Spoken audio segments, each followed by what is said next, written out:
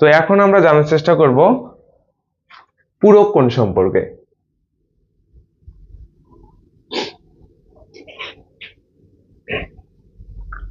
দেখো তোমরা ক্লাস 9-10-এ অনেকে জেনে থাকবে যে পূরক কোণটা মূলত কি। পূরক কোণ তোমরা সকলেই জানো যে যদি দুইটা কোণের সমষ্টি 90 ডিগ্রি হয় তখন এই কোণ দুইটাকে পরস্পরের পূরক কোণ বলে। তাহলে দেখো আমি একটা সমকোণী ত্রিভুজ আঁকলাম, এটা কত ডিগ্রি? 90 ডিগ্রি।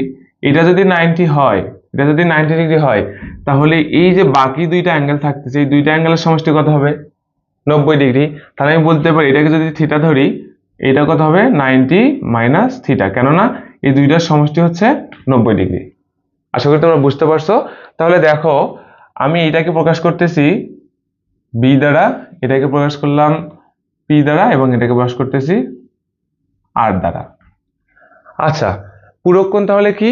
যদি দুইটি কোণের সমষ্টি 90 ডিগ্রি হয় তাহলে এই কোণ দুইটা পরস্পরের পূরক কোণ। তাহলে এখানে থিটা এবং 90 মাইনাস থিটা, এই কোণ দুইটা পরস্পরের পূরক কোণ। তো এখান থেকে একটা জিনিস দেখো, যদি আমি সাইন থিটা নেই, সাইন থিটা, তাহলে সাইন থিটা ইকুয়াল টু কি হবে? দেখো থিটার রেসপেক্টে লম্বকে পি, তাহলে সাইন থিটা ইকুয়াল টু লম্ব পি ডিভাইডেড বাই অতিভুজ, অতিভুজকে আর, তাহলে লম্ব বাই অতিভুজ। আচ্ছা, এখন দেখো যদি আমি cos 90 মাইনাস থিটা নেই, তাহলে 90 মাইনাস থিটা এই কোণের রেসপেক্টে ভূমিকে পি, তাই না? তাহলে cos থিটা আমরা জানি ভূমি বাই অতিভুজ, তাহলে পি ডিভাইডেড বাই অতিভুজ হচ্ছে আর। আচ্ছা দেখো এখানে দুইটা জিনিস, পি বাই আর এবং পি বাই আর, এই দুইটা সেম না? তাহলে এখানে যদি আমি পি বাই আর এর মানটা বসাই দেই, sine theta is equal two cos 90 minus theta. তাহলে দেখো sine theta is equal two আমি কি লিখতে পারি? cos 90 মাইনাস থিটা, অর্থাৎ সাইন থিটাও যা cos 90 মাইনাস থিটা এটাও সেম। দেখো অনুরূপভাবে আমি যদি আবার এখানে একটা কাজ করি, যে ধরো আমি নিলাম tan theta, tan theta, tan থিটার সমান আমরা কি জানি? tan theta is equal two জানি লম্ব বাই ভূমি। দেখো থিটার রেসপেক্টে লম্বকে পি, তাহলে এখান থেকে আমি বলতেছি পি এবং ভূমিকে বি। আচ্ছা দেখো সরি বি। এখন যদি আমি বলি cot theta, cot 90 minus theta নেই, 90 মাইনাস থিটা, তাহলে দেখো 90 মাইনাস থিটা এর রেসপেক্টে লম্ব কি হবে? বি এবং ভূমি কি হবে? পি। তাহলে আমরা কি জানি? cot থিটা সমান জানি ভূমি বাই লম্ব, তাহলে ভূমি হচ্ছে পি এবং লম্ব হচ্ছে বি। দেখো এই যে পি বাই বি এবং পি বাই বি এই দুটো জিনিস সেম হয়ে গেছে না? তো এখান থেকে আমি যদি পি বাই বির মান বসাই, tan theta is equal two cot 90 minus theta. তাহলে দেখো এই জিনিসটা আমি এখানে লিখতে পারি যে tan theta is equal two cot 90 minus theta. এই জায়গাতে কি হবে? সেকের বিপরীতে হবে cosec, cosec 90 minus theta, sorry. কিন্তু পূর্বে আমরা জানছিলাম বাহুভেদে সাইনের বিপরীতে কি ছিল? কোসেক, ট্যানের বিপরীতে ছিল cot এবং সেকের বিপরীতে ছিল কে? cos। আচ্ছা তাহলে দেখো এই জিনিসটা একটু ক্লিয়ার হয়ে নাও। এখন আসো এই যে অ্যাঙ্গেলগুলো, ত্রিকোণমিতিক অনুপাতগুলো, এগুলো কি সবসময় চেঞ্জ হবে? এগুলো কি সবসময় চেঞ্জ হবে? এখানে ইন্টারচেঞ্জটা কি আসতেছে? কোণ ভেদে, কোণ ভেদে ইন্টারচেঞ্জ, সাইনের বিপরীতে আসতেছে cos, এরপর দেখো ট্যানের বিপরীতে আসতেছে cot এবং সেকের বিপরীতে আসতেছে কোসেক। তাহলে সাইনের বিপরীতে cos, ট্যানের বিপরীতে cot এবং সেকের বিপরীতে কোসেক। এখন আসো এই যে পরিবর্তনগুলো, এই পরিবর্তনগুলো কি সবসময় হবে? না, এটার জন্য আমরা একটা জিনিস দেখি। এখানে ধরো সে কোন একটা ত্রিকোণমিতিক অনুপাত আছে, এটা সব হতে পারে, ধরে নিলাম যে এটা সাইন, এখানে কিন্তু সবগুলোই হতে পারে, তাহলে এটা কি? All trigonometric ratio.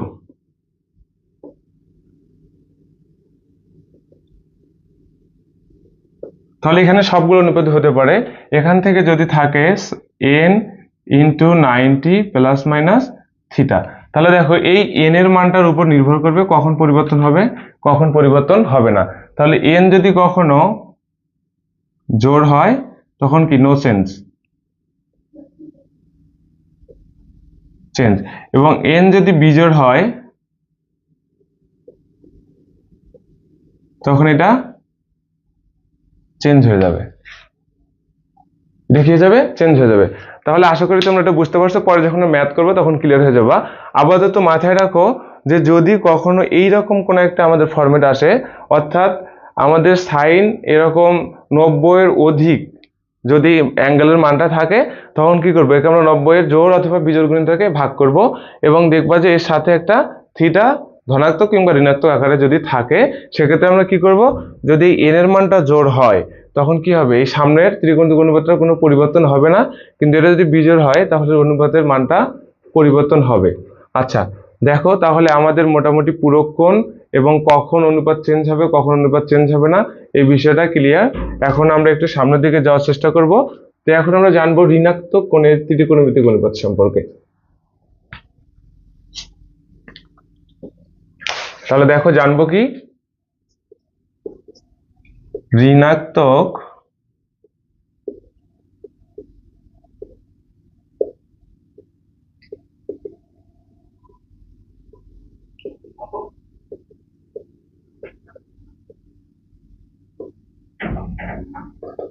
আচ্ছা ঋণাত্মক কোণের ত্রিকোণমিতিক অনুপাতটা কি, দেখো কোণ যখন আমি শিখছি আমরা, তখন আমরা কি জানতাম যে কোণ সবসময় এক্স অক্ষের ধনাত্মক দিক থেকে শুরু হবে।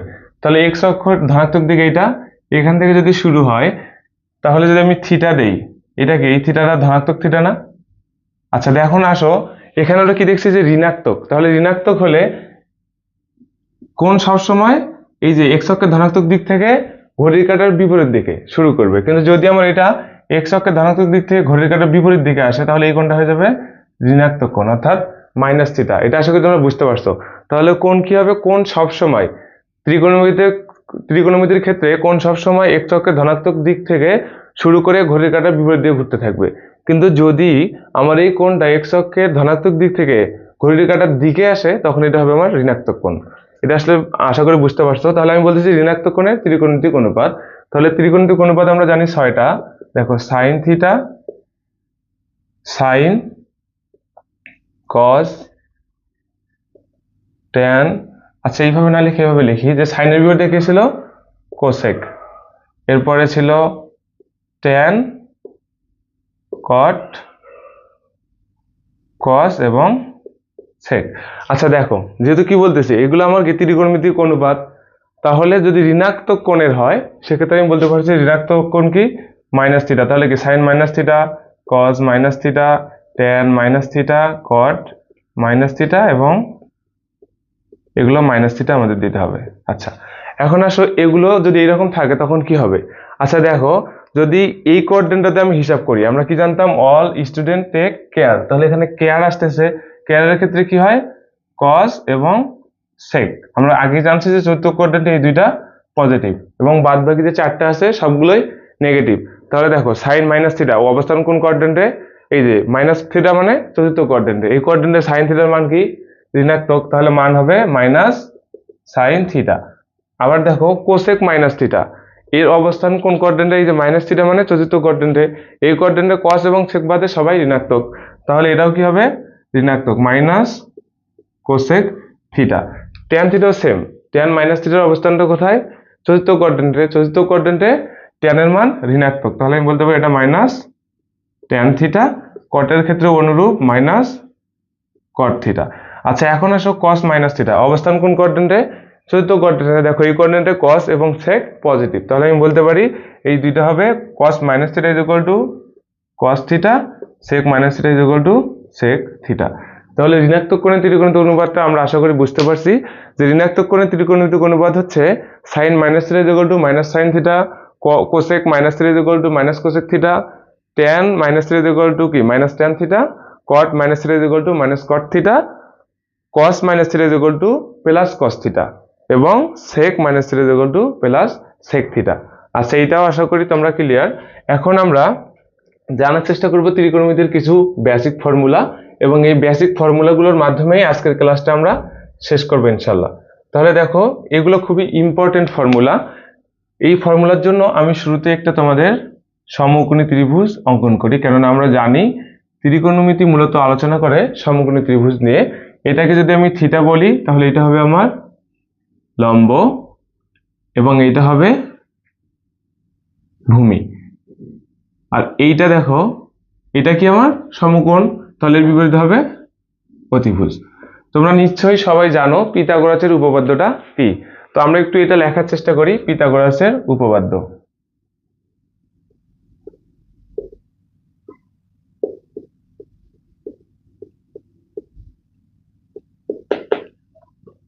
দেখো পিথাগোরাসের উপপাদ্য তোমরা সবাই জানো, ক্লাস 9-10 এটা খুব ভালোভাবেই তোমরা শিখেছো।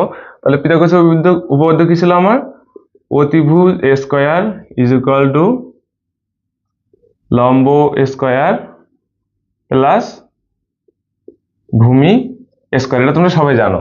আচ্ছা দেখো, এই যে উপপাদ্য, এইটার দেখো, এইটাকে যদি আমি সবগুলাকে অর্থাৎ সমানের এই পাশে এবং ওই পাশে সবগুলাকে অতিভুজ স্কয়ার দ্বারা ভাগ করি, অতিভুজ স্কয়ার দ্বারা ভাগ করি, এখানেও করতে হবে অতিভুজ স্কয়ার দ্বারা ভাগ, এবং এটাকে করতেছি অতিভুজ স্কয়ার দ্বারা ভাগ। আচ্ছা দেখো, এইটা আমি কেটে দিতে পারি না, তাহলে কত হয়? এখান থেকে 1 ইজ ইকুয়াল টু লম্ব বাই অতিভুজ, আমরা কি জানতাম? লম্ব বাই অতিভুজ সমান জানি সাইন থিটা। সাইন থিটা দেখো এর উপরে একটা স্কয়ার, তাহলে সাইন স্কয়ার থিটা প্লাস ভূমি বাই অতিভুজ কি জানি? কস থিটা, তাহলে এখান থেকে কস স্কয়ার থিটা। এই যে দেখো, এটা একটা আমাদের ত্রিকোণমিতির সুন্দর একটা ফর্মুলা। তাহলে এখান থেকে আমরা কি বলতে পারতেছি?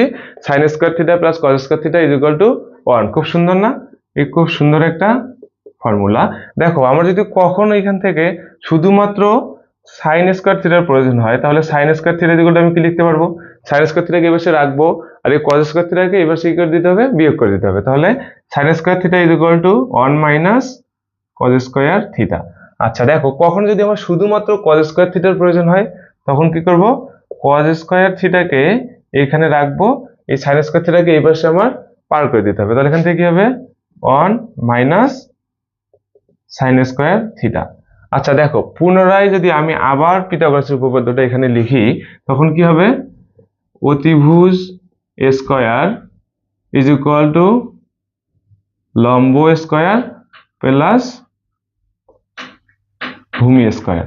আচ্ছা দেখো, এইবার আমি কি দ্বারা ভাগ করছিলাম? এখানে অতিভুজ দ্বারা। তো আমি এবার একটু ভূমি দ্বারা ভাগ করি।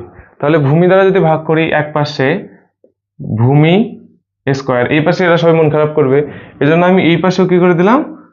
ভূমি স্কয়ার দ্বারা ভাগ করে দিচ্ছি, ভূমি স্কয়ার। দেখো এই দুটো আমি বাদ দিতে পারি না? বাদ দিতে পারি। তাহলে অতিভুজ বাই ভূমি আমরা কি জানি? অতিভুজ বাই ভূমি আমরা জানি সেক স্কয়ার থিটা। এখন দেখো লম্ব বাই ভূমি আমরা কি জানি? Tan theta. তাহলে ট্যান থিটা যেহেতু একটা স্কয়ার আছে, এজন্য ট্যান স্কয়ার থিটা প্লাস 1। তাহলে দেখো এখান থেকে কি হচ্ছে? Sec square theta is equal to tan square theta plus 1, বা এখান থেকে যদি আমি এইভাবে লিখি sec square theta minus tan square theta is equal to 1। দেখো এইটা আমাদের একটা ফর্মুলা। তাহলে এটা আমরা মনে রাখবো, sec square theta is equal to sec square theta minus tan square theta is equal to 1। আচ্ছা দেখো, এখানে আমরা সেক স্কয়ার থিটার মানটা জানলাম, যে সেক স্কয়ার থিটা কি 1 প্লাস ট্যান স্কয়ার থিটা বা ট্যান স্কয়ার থিটা প্লাস 1। আমার যদি কখনো ট্যান স্কয়ার থিটার মানটার প্রয়োজন হয়, ট্যান স্কয়ার থিটা, এখান থেকে আমি কি লিখতে পারি? যে সেক স্কয়ার থিটা মাইনাস 1 লিখতে পারবো না? এই যে ট্যান স্কয়ার থিটাকে এপাশে রাখলাম আর 1টাকে এপাশে মাইনাস করে দিলাম। আচ্ছা দেখো, আর একবার যদি আমি লিখি পিথাগোরাসের উপপাদ্যটা কি হয়? অতিভুজ স্কয়ার ইজ ইকুয়াল টু লম্ব স্কয়ার প্লাস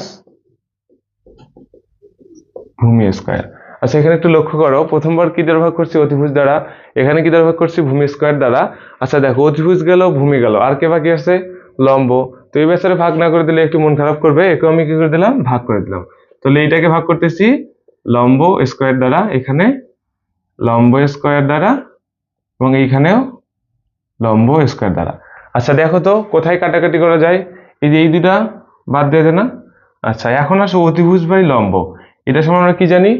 কোসেক থিটা জানি। তাহলে কোসেক, এবং এর দুইটার উপর স্কয়ার আছে, এজন্য square. Cosec square theta is equal two, এখানে 1 হয়েছে না? 1 প্লাস ভূমি বাই লম্ব কি হয়? ভূমি বাই লম্ব হচ্ছে কট, স্কয়ার আছে এজন্য কট স্কয়ার থিটা। তাহলে দেখো cosec square theta is equal to 1 plus cot square theta. আচ্ছা এখন দেখো, আমি যদি এটাকে একটু সাজাই লিখি, cosec square theta minus minus এই পাশে কটটাকে আনলে মাইনাস হয়ে যাবে, কট square theta is equal to 1। দেখো এইটা আমার একটা ফর্মুলা। আচ্ছা দেখো, এখানে শুধুমাত্র কোসেক স্কয়ার থিটার মানটা জানলাম। এখন যদি আমার কখনো শুধুমাত্র কট স্কয়ার থিটার মানটার প্রয়োজন হয়, তাহলে কি করতে পারি? এই যে কট স্কয়ার থিটাকে এখানে রাখতেছি ওই পাশে, ওয়ানটা এই পাশে এসে শুধু কি হয়ে যাবে, মাইনাস হয়ে যাবে। তাহলে কোসেক স্কয়ার থিটা মাইনাস 1। আশা করি তোমরা ফর্মুলাগুলো বুঝতে পারছো। এগুলো খুব মজার ফর্মুলা এবং ত্রিকোণমিতিতে এগুলো বারংবার কাজে লাগবে। এবং ত্রিকোণমিতির বেসিক ক্লাস এখানেই শেষ। আজকে আমরা এখানেই শেষ করছি। ইনশাল্লাহ নেক্সট ক্লাসগুলো থেকে আমরা ম্যাথ করা শুরু করব। আশা করি সকলেই তোমরা পাশে থাকবে।